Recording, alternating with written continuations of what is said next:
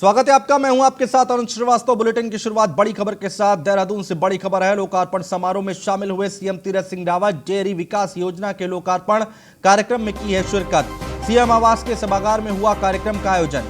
केदार रावत पर्यावरण सम्मान पुरस्कार भी हुआ आयोजन। तो बड़ी खबर हम आपको बता रहे हैं, देहरादून से आ रही है। लोकार्पण समारोह में शामिल हुए हैं सीएम तीरथ सिंह रावत। डेयरी विकास योजना के लोकार्पण कार्यक्रम में शिरकत की है। सीएम आवास के सभागार में हुआ कार्यक्रम का आयोजन। केदार रावत पर्यावरण सम्मान पुरस्कार का भी आयोजन हुआ है। देहरादून से बड़ी खबर हम आपको बता रहे हैं। लोकार्पण समारोह में शामिल हुए हैं सीएम तीरथ सिंह रावत। डेयरी विकास योजना के लोकार्पण कार्यक्रम में शिरकत की है। सीएम आवास के सभागार में हुआ कार्यक्रम का आयोजन। केदार रावत पर्यावरण सम्मान पुरस्कार का भी आयोजन हुआ है।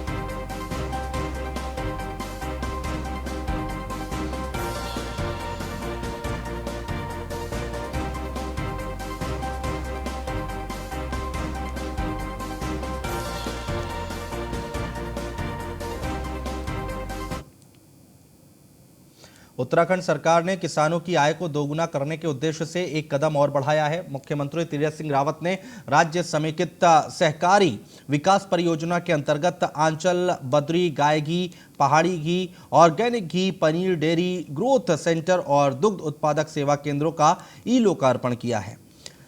दुग्ध विकास विभाग की ओर से सीएम आवास पर कार्यक्रम का आयोजन किया गया था। इस अवसर पर मुख्यमंत्री ने कुपोषित बच्चों को दुग्ध उत्पादों से निर्मित पौष्टिक आहार किट का भी वितरण किया है। कार्यक्रम को संबोधित करते हुए मुख्यमंत्री तीरथ सिंह रावत ने कहा कि दुग्ध सहकारी समितियों की मजबूती के लिए और प्रयास करने होंगे। पशुपालन और दुग्ध विकास राज्य मंत्री रेखा आर्या ने बताया कि सरकार की ओर से ऐसे प्रयास से दुग्ध उत्पादकों को काफी लाभ मिलेगा। वहीं सरकार ने बद्री गाय का घी, ऑर्गेनिक घी और पर्वतीय घी 3 श्रेणियों के घी लॉन्च किए हैं।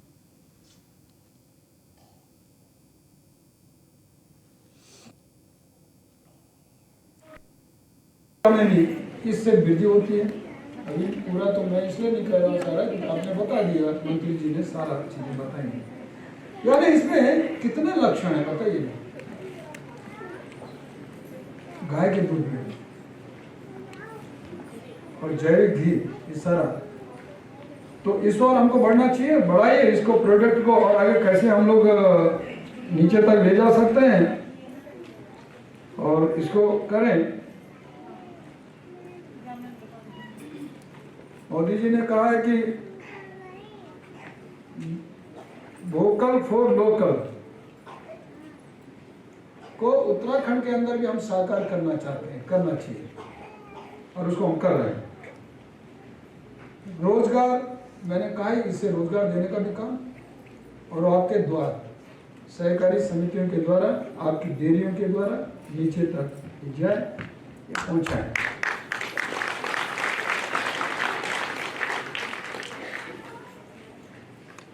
तो कुल मिलाकर के इस ओर हम लोग और बढ़े। बाकी और कुछ करना होगा तो मंत्री जी पूरी तरह लगी हैं और इनका विजन, जो इनका विचार, इनका जो लक्ष्य है, उस विजन की ओर बढ़ रहे हैं। घी है तो 3 घी का जो है, 3 घी के वेरिएशन का आज जो है वो लॉन्चिंग हुई है।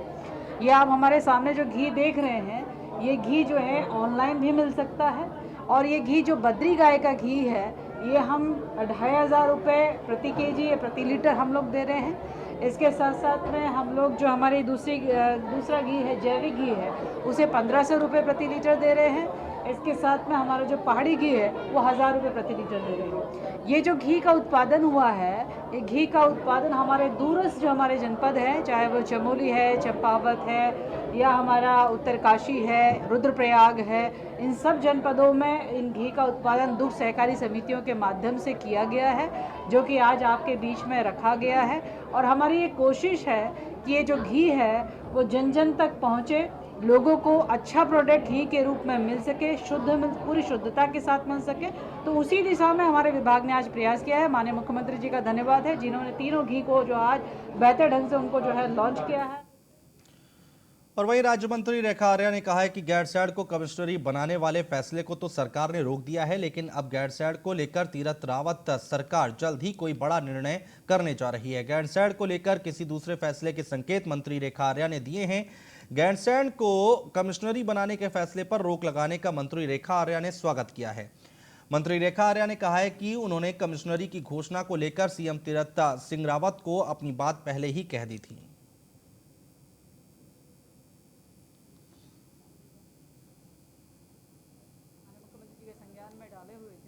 तो मैं उनका धन्यवाद करती हूँ कि एक बेहतर निर्णय आया है। रही बात गैरसैंण के अन्य डेवलपमेंट की, तो मुख्यमंत्री इस पर विचार कर रहे हैं। बहुत जल्दी वो अपने मुखार बिंदु से इस बारे में क्या होने जा रहा है वो बताएंगे। माननीय मुख्यमंत्री जी ने और पूरी कैबिनेट में कल गैरसैंण को लेकर जो निर्णय किया है, मैं उसका स्वागत करती हूँ। और जो कमिश्नरी हटाए जाने की बात हम पहले से ही माननीय मुख्यमंत्री जी के संज्ञान में डाले हुए थे, तो मैं उनका धन्यवाद करती हूँ कि एक बेहतर निर्णय आया है। रही बात गैरसैंण के अन्य डेवलपमेंट की, तो मुख्यमंत्री इस पर विचार कर रहे हैं। बहुत जल्दी वो अपने मुखार बिंदु से इस बारे में क्या होने जा रहा है वो बताएंगे। उत्तराखंड में शनिवार को 24 घंटे के अंदर 1233 नए संक्रमित मरीज मिले हैं और जबकि 3 कोरोना संक्रमित मरीजों की मौत हुई है। वहीं एक्टिव केस की संख्या 6241 पहुंच गई है। प्रदेश में अब तक 1,07,479 कोरोना संक्रमण के मामले सामने आ चुके हैं, जिनमें से 9,07,644 मरीज ठीक हो चुके हैं। वहीं प्रदेश में अब तक 1,752 कोरोना संक्रमित मरीजों की उपचार के दौरान मौत हो चुकी है। देहरादून, हरिद्वार, नैनीताल और उधम सिंह नगर में सबसे ज्यादा मामले मिल रहे हैं। तो कोरोना को लेकर क्या अपडेट है वो हम आपको बता रहे हैं। उत्तराखंड में कहां-कहां केसेस ज्यादा मिल रहे हैं, कितने मिल रहे हैं, वो हम आपको बता रहे हैं। फिलहाल आपको बता दें कि 6,241 एक्टिव केस की संख्या पहुंच चुकी है। 1233 नए संक्रमित मरीज मिले हैं पिछले 24 घंटे में।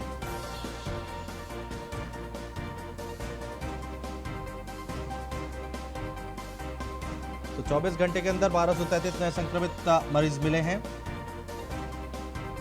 3 लोगों की मौत की खबर है। एक्टिव केस की संख्या 6,241 पहुंच गई है। 1,07,479 कोरोना संक्रमण के मामले सामने आ चुके हैं।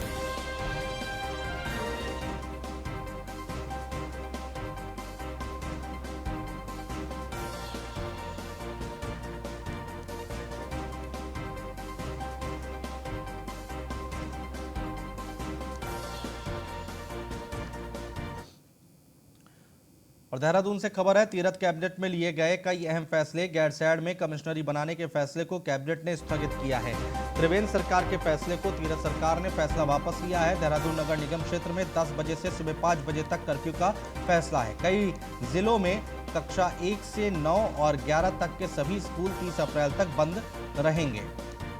देहरादून, नैनीताल नगर पालिका, हल्द्वानी, हरिद्वार में बंद रहेंगे और स्कूल गेहूं की खरीद में 1,975 एमएसपी और 20 रुपए बोनस करने का ये फैसला लिया गया है।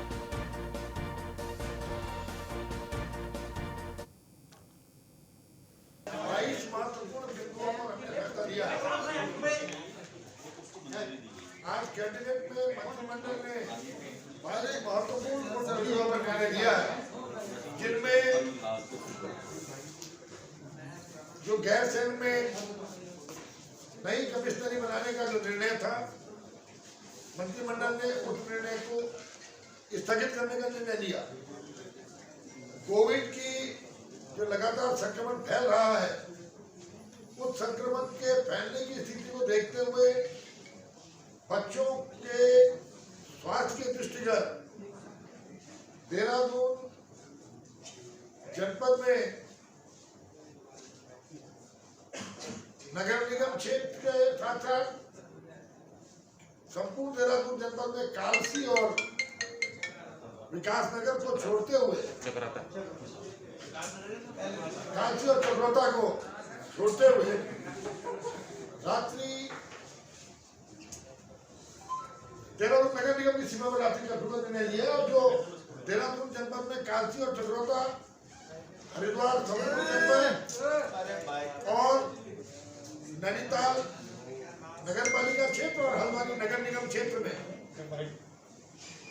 पहली से लेके 12वीं तक के स्कूलों को 10वीं और 12वीं के अतिरिक्त जिनकी बोर्ड की परीक्षाएं हैं में भौतिक कक्षाओं को पूरी तरह से रोकने का निर्णय लिया। और देहरादून से खबर है, सरकार के फैसले पलटने पर विनय गोयल का बयान आया है। सरकार ने जनता के हित को ध्यान में रखकर फैसला लिया है। जनता को फैसले के रूप में देखा जाना चाहिए, ये विनय गोयल की तरफ से कहा गया है। तो सरकार के फैसले पलटने पर विनय गोयल का बयान आया है। सरकार ने जनता के हित को ध्यान में रखकर फैसला लिया है। जनता को फैसले के रूप में देखा जाना चाहिए, विनय गोयल की तरफ से ये बात कही गई है।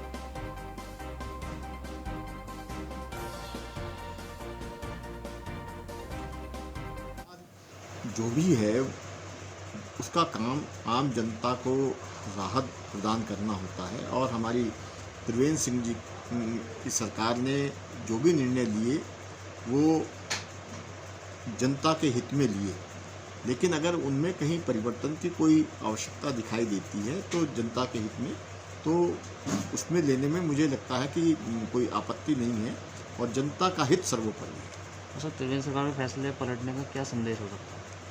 इस फैसले पलटने का सवाल नहीं है, विषय ये है कि जनता को राहत कैसे मिल सकती है, ज़्यादा से ज़्यादा राहत कैसे मिल सकती है, वो हमारी सरकार का परम लक्ष्य है, और उसके आधार पर हमारी सरकार।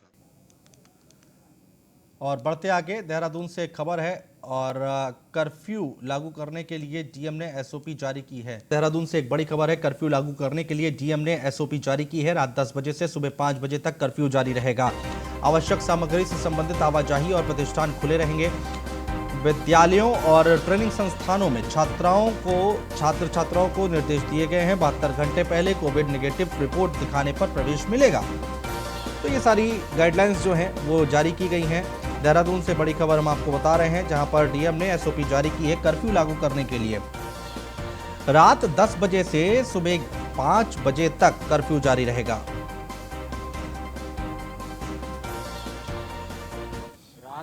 रात 10 बजे से जो है वो देहरादून में राज्य सरकार के निर्णय के क्रम में जो है नाइट कर्फ्यू रहेगा, और जो अब आज रात 10 बजे से शुरू होगा और प्रत्येक रात में 10 बजे से लगाया जाएगा। सुबह 5 बजे तक के लिए जो है ये कर्फ्यू होगा। कर्फ्यू के दौरान कई चीज़ों में, जैसे जो हमारे इम्पॉर्टेंट सर्विसेज के वाहन हैं, जैसे सब्जी के वाहन हैं या दूध के वाहन हैं, इन सभी चीज़ों के वाहन जो है वो चल सकेंगे। इसके अतिरिक्त जो हमारे जैसे हॉस्पिटल किसी को जाना है तो वो भी जा सकते हैं। दवा की दुकानें, पेट्रोल पंप हैं, ये भी खुले रह सकेंगे। और इसी तरीके से जो है अन्य भी, जैसे बस से यात्रा कर रहे हैं, ट्रेन से यात्रा कर। देहरादून नगर निगम क्षेत्र में नाइट कर्फ्यू को लेकर जिला प्रशासन ने आदेश जारी कर दिए हैं, जिसके तहत नगर निगम देहरादून और छावनी परिषद गढ़ी कैंट क्लेमेंट टाउन में रात 10 बजे से सुबह 5 बजे तक आवागमन प्रतिबंधित रहेगा। रात्रि कर्फ्यू के दौरान चिकित्सा आवश्यक सेवाओं, फल, सब्जी, दूध, पेट्रोल और गैस आपूर्ति से जुड़े हुए वाहनों को आवागमन में छूट मिलेगी। वहीं मेडिकल की दुकानें, पेट्रोल, हवाई जहाज, ट्रेन, बस से यात्रा करने वाले व्यक्तियों को आवागमन में छूट मिलेगी। साथ ही सार्वजनिक हित के लिए निर्माण कार्य चलते रहेंगे और इनसे जुड़े हुए कार्मिक एवं मजदूरों के आवागमन में छूट रहेगी।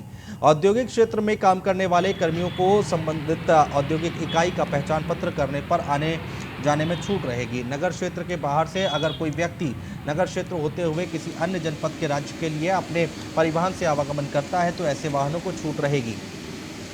वहीं शादी में सम्मिलित होने वाले व्यक्तियों को नाइट कर्फ्यू में छूट रहेगी। उत्तराखंड में 1233 आज के कोरोना पॉजिटिव केसेस आए हैं, जिसमें तक बड़ी तादाद 550 से ज़्यादा देहरादून में है और 250 के करीब हरिद्वार में है। इसके अलावा बाकी उधम सिंह नगर, नैनीताल में भी कोरोना पॉजिटिव केसेस आए हैं। बड़ी तादाद आज सामने आई है। आज से देहरादून में नाइट कर्फ्यू शुरू हो रहा है। 10 बजे से सुबह 5 बजे तक देहरादून में कर्फ्यू रहेगा, लेकिन जो आवश्यक जो आवागमन होगा वो खुला रहेगा। जैसे दवाई की दुकानें होंगी, दूध, डेयरी, दूसरे और ज़रूरत की चीज़ें होंगी जो नोटिफाइड हैं वो खुली रहेंगी। बाकी जो ट्रांसपोर्टेशन है, जो दूसरी जगह से आकर के देहरादून से पास करके ट्रांजिट करके जा रहे होंगे उनको जाने दिया जाएगा। तमाम तरह के नियमों को लेकर के एसओपी जारी की गई है। मुख्य तौर पर जिस तरह की भीड़ भाड़ आप देख रहे हैं, ये 10 बजे के बाद देखने को नहीं मिलेगी देहरादून में। और जाहिर सी बात है कि जिस तरीके के कोरोना पॉजिटिव केसेस आ रहे हैं, ये शायद ज़रूरी भी है कि इसको नियंत्रण करने के लिए उपाय अपनाया जाए। हमारे साथ बात करने के लिए एक नागरिक है, जागरूक नागरिक है। क्या सुना था आपका? नोटिया साहब, किस तरह से देखते हैं कि ये जो नाइट कर्फ्यू लगाया गया देहरादून में शुरुआत की गई है आज से, और जो कोरोना केसेस बढ़ रहे हैं? मेरे ख्याल से जो अनावश्यक लोग घूम रहे हैं बाहर और ये कोरोना को ढंग से फैला रहे हैं, इसमें कहीं ना कहीं मदद होती है और ये होना नहीं चाहिए, क्योंकि हम लोग सुधर रहे हैं। इतना कहने के बावजूद आप देखेंगे आज के में भी 60-70% लोगों के मुफ्त मास्क हैं, जबकि कोरोना से जो हमको अगर पार होना है उसके लिए मास्क को सबसे अचूक माना गया है, लेकिन जब लोग सुन नहीं रहे हैं तो गवर्नमेंट मजबूर है करेगी। उम्मीद करनी चाहिए कि जो नाइट कर्फ्यू है इससे भी नियंत्रण में, कोरोना के नियंत्रण में मदद मिलेगी। और जिस तरीके के आंकड़े बढ़ रहे हैं, जाहिर सी तौर पर ये चिंताजनक है। बहरहाल आज से नाइट कर्फ्यू शुरू हो रहा है देहरादून में। नगर निगम को कहा गया है प्रशासन की तरफ से कि प्रत्येक रविवार के सुबह 11 बजे से पहले सैनिटाइजेशन का काम किया जाएगा। और जो नियम है, जो एसओपी है कोरोना को लेकर के, उसका सभी लोगों से पालन करने के लिए भी आदेश में कहा गया है। बहरहाल आज से नाइट कर्फ्यू के लिए आदेश हो गया है। सहयोगी फैजी के साथ एक्टिविटी हैं जो औद्योगिक और जो फैक्ट्री वगैरह होती हैं, ये रात में भी अपना काम करती रहेंगी। जहाँ उत्पादन होता है वहाँ पर ही रात भर अपना काम कर सकती हैं। और इनसे जो जुड़े हुए लोग होंगे वो अगर रात्रि की शिफ्ट में जा रहे हैं काम करने के लिए या काम करने के बाद अपने घर वापस आ रहे हैं, तो इनको भी आने जाने की छूट होगी, बशर्ते ये अपना जो उस फैक्ट्री का या उस इंडस्ट्री का कोई आई कार्ड है उसका कोई दिखा के भी अपने स्थान पर आ जा सकते हैं। इसके अलावा जो इसेंशियल और पेरिशेबल आइटम होते हैं, जैसे दूध है, फल है, सब्जियां हैं, इस तरह के जो आइटम्स होते हैं, इनके आने जाने पर किसी प्रकार की कोई रोक टोक नहीं होगी। जो पब्लिक गुड्स वाले जो वाहन होते हैं, जैसे कि आप जानते हैं कि अभी हरिद्वार में अगर भीड़ बढ़ती है तो काफ़ी डाइवर्जन आशारों की तरफ से होने के चांसेस।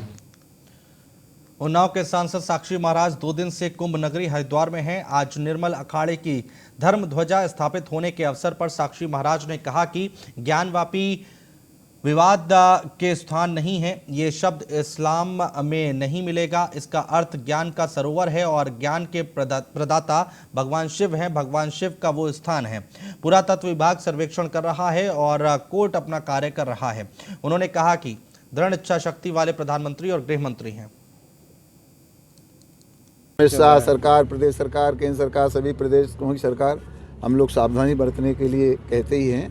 यहाँ के साधु महात्माओं ने भी सबसे आग्रह किया है, तो इसमें सावधानी बहुत आवश्यक है, सावधानी बरतनी चाहिए। और एक वैश्विक महामारी सारे विश्व में है, केवल हिंदुस्तान में नहीं, पर हिंदुस्तान ने मोदी जी के नेतृत्व में बहुत सलीके से इस लड़ाई को लड़ा। अखाड़ा परिषद अध्यक्ष नरेंद्र गिरी का स्वास्थ्य अचानक बिगड़ गया है, जिनको हरिद्वार के अस्पताल में भर्ती कराया गया है। मेला अधिकारी दीपक रावत आनंदम अस्पताल प्रशांत विहार जगजीतपुर में भर्ती कराया गया है। अखाड़ा परिषद के राष्ट्रीय अध्यक्ष श्री महंत नरेंद्र गिरी जी महाराज से मुलाकात की। उन्होंने श्री महंत नरेंद्र गिरी जी महाराज से उनके स्वास्थ्य के बारे में जानकारी ली है और शीघ्र स्वस्थ लाभ की कामना की है। मेलाधिकारी ने अखाड़ा परिषद के अध्यक्ष से जब स्वास्थ्य के बारे में पूछा तो उन्होंने बताया कि अब वो काफी अच्छा महसूस कर रहे हैं।